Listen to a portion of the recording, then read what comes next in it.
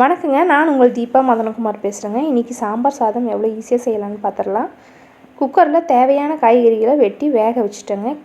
அதில் வந்து நான் கேரட், பீன்ஸ், உருளைக்கிழங்கு 3 போட்டு உப்பு சேர்த்து வேக வச்சு எடுத்துருக்கேங்க. இதான் இந்த மாதிரி நல்லா வேக வச்சு தண்ணியோடு எடுத்து வச்சுக்கோங்க. ஒரு குக்கரை வச்சுட்டு இது சாம்பார் சாதத்துக்கு தேவையான பொருட்களுங்க. வெங்காயம், தக்காளி, வெள்ளை பூண்டு, வரமிளகா, கொத்தமல்லி தழை, காய்கறிகள், புளித்தண்ணி, அரிசி, பருப்புங்க. இப்போ குக்கர் காஞ்சிருச்சுங்க. குக்கர் காஞ்ச பிறகு 1 டம்ளர் அரிசிக்கு 1/4 டம்ளர் துவரம்பருப்பு வீதம் நான் அரிசி எடுத்து ஊற வச்சுருக்கேங்க. இப்போ நான் 1 டம்ளர் அரிசிக்கு 3 டம்ளர் தண்ணி அப்படிங்கிற விதத்தில் தண்ணி ஊற்றி அதில் நான் ஊற வச்சுருந்த அரிசியும் பருப்பையும் நல்லா உள்ளே சேர்த்துட்டேங்க. அது கூட மஞ்சத்தூள், பூண்டு, கொத்தமல்லி, உப்பு,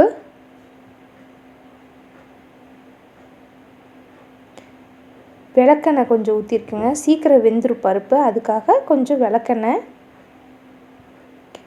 நெய் வந்து ஊற்றும்போது அந்த ஃப்ளேவர் கிடைக்கும். நெய், மல்லித்தழை அதெல்லாம் போடும்போது அந்த ஃப்ளேவர் நல்லா இருக்குங்கிறதுக்காக போட்டிருக்கேங்க. நெய் கொஞ்சம் போட்டிருக்கேங்க. போட்டுட்டு நல்லா கலக்கி விட்டுட்டு குக்கரை மூடி வச்சிடலாங்க. இது ஒரு பக்கம் வெந்துட்டுருக்கட்டுங்க. அதுக்குள்ளே நம்ம சாம்பார் சாதத்துக்கு தேவையான கிரேவியை நம்ம ரெடி பண்ணிடலாங்க. கிரேவிக்கு எப்படி ரெடி பண்ணணுன்னா, ஒரு வடைச்சட்டி வச்சுட்டு அது காஞ்ச பிறகு கல்லெண்ணெய் தேவையான அளவு ஊற்றிக்கோங்க. கல்லெண்ணெய் காஞ்ச பிறகு கடுகு போட்டு நல்லா பொரிய விட்டுருங்க. கடுகு பொரியணுங்க. பொரிஞ்ச பிறகு அடுத்த வரமிளகா,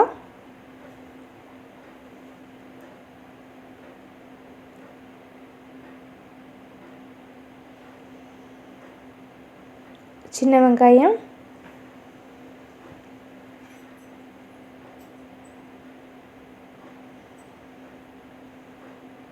கருவேப்பிலை இதெல்லாம் போட்டு நல்லா வதக்கி விட்டுருங்க. கொஞ்சம் நேரம் வதங்கட்டுங்க. கண்ணாடி கலரில் வரணுங்க வெங்காயம். அது வதங்கட்டுங்க. வதங்கினதுக்கப்புறம் தக்காளியை போட்டுருங்க. தக்காளியும் போட்டு நல்லா மசிச்சு விட்டு வதக்கிடுங்க. தக்காளி நல்லா வதங்கியிருந்தால் தான் அது நல்லா கிரேவி டேஸ்ட்டாக இருக்குங்க. கொஞ்சம் உப்பு போட்டால் சீக்கிரம் வதங்கிடும். அதனால் இதுக்கு தேவையான உப்பு கொஞ்சம் சேர்த்துட்டேன்.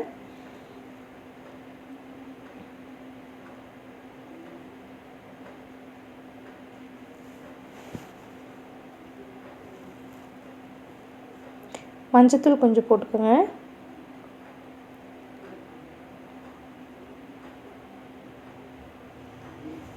நல்லா வதக்கிடுங்க. இந்த மாதிரி எண்ணெய் நல்லா பிரிஞ்சு வர அளவுக்கு வதக்கிக்கணுங்க. அதுக்கப்புறம் நம்ம வேக வச்சு தண்ணியோடு எடுத்து வச்சுருக்கோம்லங்க, அந்த அதுகள் எல்லாத்தையும் உள்ளே போட்டு கலந்துடலாங்க.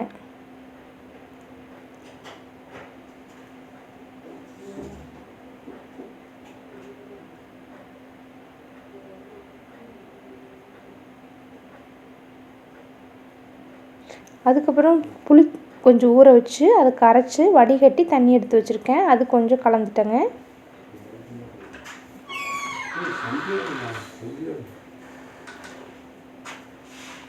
கொஞ்சம் மிளகாத்தூள், கொஞ்சம் மல்லித்தூளும் போட்டு நல்லா கலக்கி விட்டுருங்க.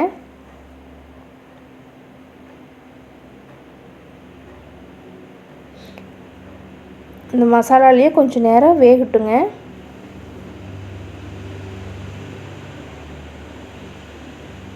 அதுக்கப்புறம் சாம்பார் தூள் உங்களுக்கு எவ்வளோ தேவையோ அவ்வளோ போட்டுக்கலாம். நான் இதுக்கு வந்து 1.5 ஸ்பூன் போட்டிருக்கேங்க. போட்டு நல்லா கொதிக்க விட்டுட்டேன். அதுக்குள்ளே ஒரு சைடில் சாப்பாடு விசில் வந்துருச்சு. சாப்பாடு ரெடி ஆயிடுச்சு. அது வெயிட் இறங்கின பிறகு ஓப்பன் பண்ணி நல்லா சாப்பாட்டை மசிச்சுக்கணுங்க.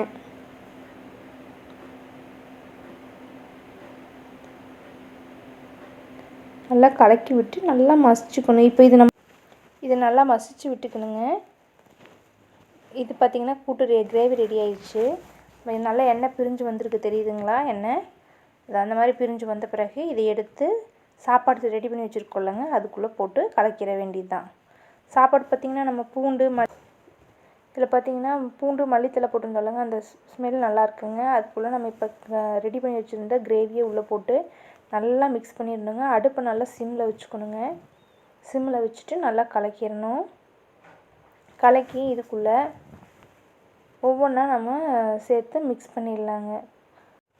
இது பார்த்திங்கன்னா ரொம்ப ஈஸியான மெத்தடுங்க. ஒரு பக்கம் சாப்பாடு வேறக்குள்ளேயே மசாலா சேர்த்து ரெடி பண்ணிட்டோம்.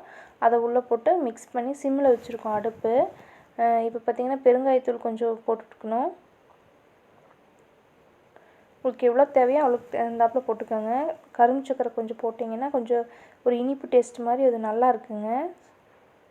அதுக்காக நான் கொஞ்சம் கரும்பு சக்கரை போட்டிருக்கேன். உங்களுக்கு வேணால் மண்டை வெல்லமும் சேர்த்துக்கலாம். மண்டை வெல்லமோ அல்லது கரும்பு சக்கரையோ ரெண்டில் ஏதோ ஒன்று சேர்த்துக்கலாம். கொத்தமல்லி தழை நல்லா கழுவி பொடி பொடியாக நறுக்கி போட்டுட்டேங்க. அதுக்கப்புறம் ஒரு ஸ்பூன் நெய் எல்லாம் ஊற்றி நல்லா கலந்து விட்டு, இப்போ பார்த்தாலும் தெரியும் நான் உங்களுக்கு எவ்வளோ தூரம் நல்லா கலக்கியிருக்கேன்னு. அது மாதிரி நல்லா கலக்கிக்கோங்க. நல்லா கலக்கிட்டிங்கன்னா அவ்வளோதாங்க, சாம்பார் சாதம் ரெடி. வாங்க சாப்பிட்லாம். உண்மையாகவுமே அருமையான டேஸ்ட்டுங்க. இந்த சாம்பார் சாதத்தோட அப்பளமும் ஊறுகாவும் சேர்த்து வச்சு பரிமாறுங்க. ரொம்ப நல்லா இருந்துச்சு. இந்த வீடியோ பிடிச்சிருந்துச்சின்னா லைக் பண்ணுங்கள், கமெண்ட் பண்ணுங்கள், ஷேர் பண்ணுங்கள். முன்னேறுவோம். நன்றி, வணக்கம்.